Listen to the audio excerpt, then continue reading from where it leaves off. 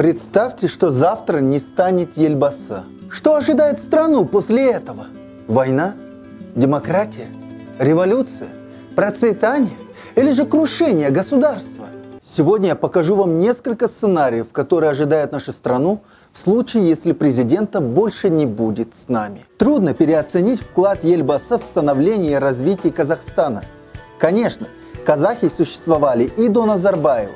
Но после распада Советского Союза он приложил немало усилий, чтобы наша страна стала на ноги после лихих 90-х, приватизации и дикого капитализма.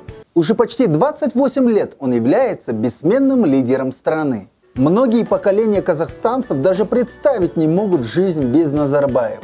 Вся политическая, экономическая и социальная системы крепко связаны с личностью Ельбаса.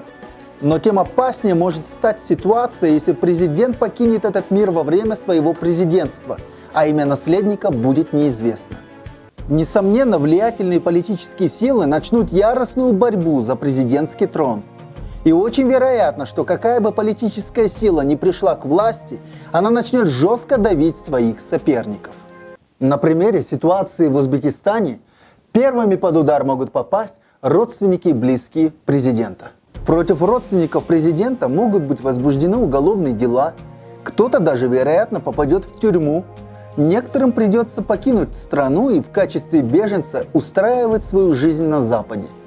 Обязательно начнется передел собственности, который обернется рейдерским захватом имущества семьи президента и его друзей. Но с другой стороны, борьба между кланами может привести к победе семьи президента и их сторонников. В такой ситуации под пресс попадут их противники. Сам политический режим особо не изменится. События будут развиваться на примере Азербайджана, где Ильхам Алиев сменил своего отца Гейдара Алиева в кресле президента. Здесь также вероятен передел собственности, но уже в пользу семьи Назарбаевых и их союзников. Учитывая, что экономическая и социальная ситуация в Казахстане продолжает оставаться напряженной, возможен вариант эскалации политической борьбы между кланами. То есть борьба между ними может вылиться в открытую политическую борьбу, которая охватит улицы страны. Это самый худший сценарий, потому что он может привести к негативным последствиям вплоть до потери независимости Казахстаном. Уже сама по себе революция может принести гибель сотен людей, которые примут в ней участие. Какая это будет революция, никто не знает. Демократическая, исламская, националистическая. В жизни может случиться всякое. Ведь мы уже это проходили в 1917 году. Другое дело, что эта революция может стать страшным кошмаром для казахстанцев – гражданской войной. Она может начаться не только из-за революции. Банально, причиной войны может стать просто политическая борьба между разными силами. И в этой борьбе для некоторых все средства хороши. Кто-то может взять на вооружение демократические лозунги и при поддержке США начать борьбу за власть. Другие могут сделать ставку на ислам и начать межрелигиозную войну. Третьи могут разыграть национальную карту, например, взять курс на русофобию. Гражданская война между сторонниками и противниками России может повторить украинский сценарий, когда итогом войны станет отколотый от Казахстана восток и север страны. Межрелигиозная война может привести к тому, что адайцы с запада Казахстана могут отделиться, поскольку именно там сильные исламские настроения. В целом, гражданская война опасна еще и тем, что страна Казахстан может перестать существовать как единое целое. Лично я считаю, что Назарбаев очень умный политик, который мыслит наперед. Разумеется, он хорошо помнит события в России и Узбекистане.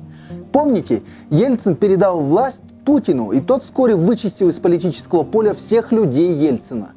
А помните, недавно президент Узбекистана Ислам Каримов внезапно умер, и новые власти начали давить его семью. Все это Назарбаев помнит и знает, поэтому не хочет допускать ошибки.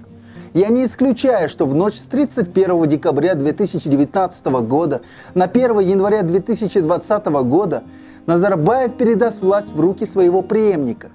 Этот человек станет временно исполняющим обязанности президента страны. Сам глава государства возглавит Конституционный совет. Юридически этот совет будет значительно усилен. Соответственно, новый преемник будет полностью контролироваться Конституционным Советом. А уже в 2020 году пройдут досрочные выборы, и там победителем может стать именно этот преемник.